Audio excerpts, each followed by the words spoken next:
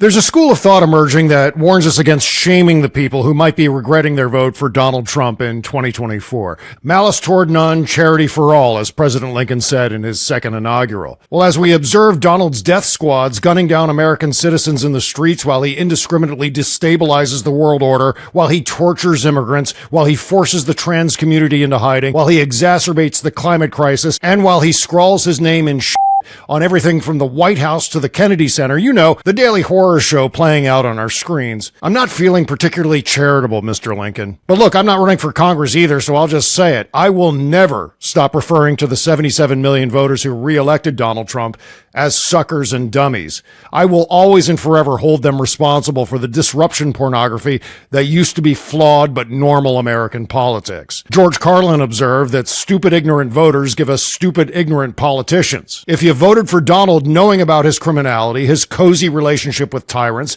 his self-dealing, if you knew about January 6th, his criminally negligent response to COVID, and of course his screechy propaganda war against the truth, against basic decency, against reality, and against American values, you deserve not only the crap end of the lollipop, but also the shame and ridicule of those who tried to warn you. When I'm told that we shouldn't shame these people, I don't know who they're talking about. I have no idea specifically which Trump voters regret their choice versus the 35% or so who will never regret it. Sorry, but they're all equally responsible for the crisis, regret it or not. No takebacks. In fact, I'd argue that the ones who regret it now should have known better and are therefore more guilty for manifesting such a colossal disaster. However they may have rationalized this stupid decision, they ultimately entered into a Faustian bargain to hold their noses on all the horrendous Donald things, as long as he fixed what they believe was wrong with the economy under President Biden. To be clear about that, everything that should have been trending down was trending down. Everything that should have been improving was improving. Despite the numbers, these voters who we're supposed to forgive decided,